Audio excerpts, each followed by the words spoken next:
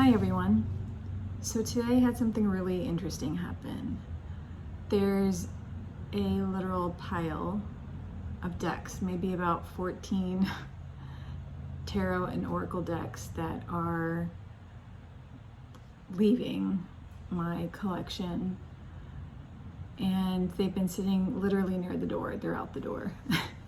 And they've been sitting next to the door for a while.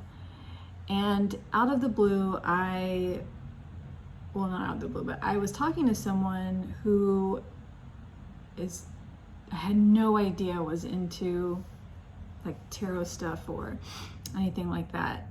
And just based on our conversations and what she does, and I don't really know her that well, more like of an acquaintance. And she was like, hey, are you interested in tarot? And I was like, oh my God, I have I have a huge collection. For someone, that just, I would say in the last 4 or 5 years, really started getting decks for the art, and I love symbology and archetypes, but I'm not really a reader, all those things. Anyways, so she was like, do you know of the Gaian Tarot? And I was like, yes.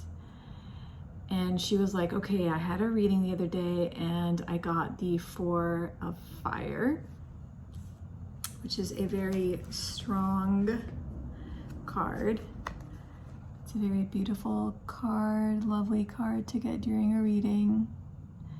It's very connected spiritually and empowering, and it feels very strong as well. And so she got that and she was like, do you have it? And I was like, yeah. And I just thought it was really weird that this entire time, the deck, I was so sure it was just gonna leave my collection. I was like, that's so strange. And I was like, yeah, I have it. And she's like, okay, well, look through the deck and tell me what resonates with you, and tell me why. And I was like, oh my God, I love doing these kinds of things. I was like, yeah, okay. So I had 3, 2 of which were the Ace of Fire. The image really grabbed me. Not that it's pretty or anything. It's very functional and the meaning is clear. And fire is wands. And so, very action oriented, ready for something new, just sticking your head out like, let's go. I'm ready to do this. Kind of energy. So that was a close runner-up. And then the priestess, which I really like just because of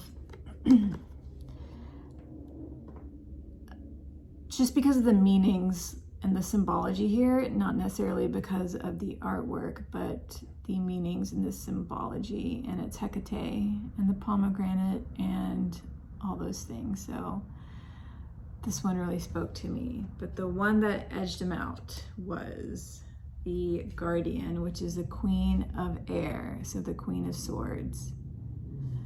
And I just really love, this image really got me because of the owl flying close and the colors and just the harmony with which she is in nature. So the clouds, the glaciers, the vibrations from her singing bowl, the owl in motion, and the hair, it's a lot of vibrational synchronicity, I guess.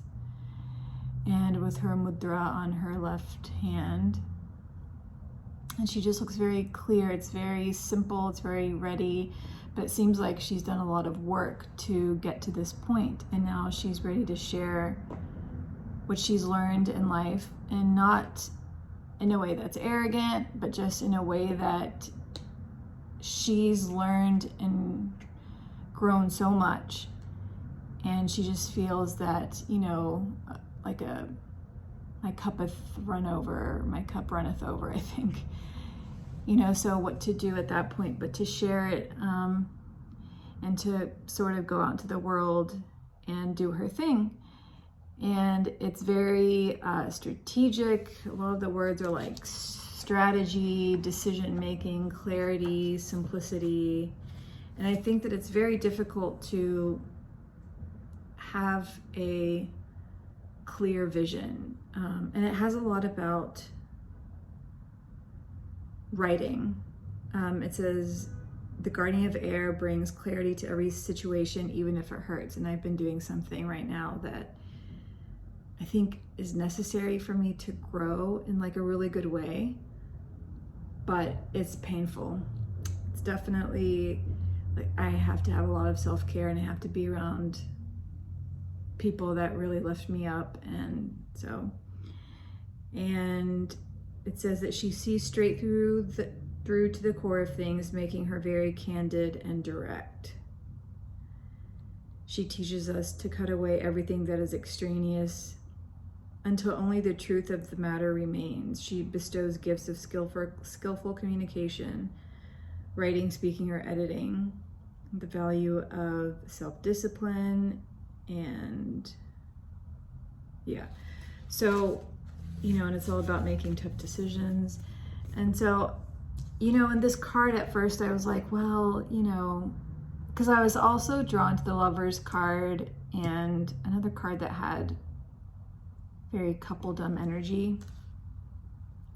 And in this card, it's like she's alone. And even though I feel like this is definitely where I'm at right now, I'm ready to connect on a variety of levels. And for me, it doesn't necessarily, at least in the recent past, it has not come very easy. And, as I'm getting older, it's like I'm finally allowing myself to be open to connecting slowly but surely, and in ways that feel good for me and feel aligned with me. And, in like, Tarot Tube or Planner Tube or self-help and development, personal development and self-growth, like, I love all of those things. I really, it really hits to the core of my belief, which is anything and everything is possible, bar none. It may take time. It may not be easy, but I think if it's worth it, it's usually for the benefit for yourself and the benefit for other people. And I'm not talking about like extreme, like dangerous things, but just challenging your old beliefs, changing habits for the better, and how to do that. And there's a lot of great information, but there can be a lot of noise because you have to figure out what works for you, and that also takes time. So getting back to this card, I feel like she looked like she's been in it for the last few years, just really focusing on her internal growth, and is just ready to go out there and share. And I can identify with that. And I feel like if there were a card in front of this, it would be like the next card would be strong, like connection energy, like a lot of like denser, like earth energy, connecting with other people in a variety of ways, in ways that are mutually beneficial, and yeah, things like that. So anyways, I just wanted to share, and thanks for listening, and I look forward to interacting with everyone. Okay, see you soon. Bye.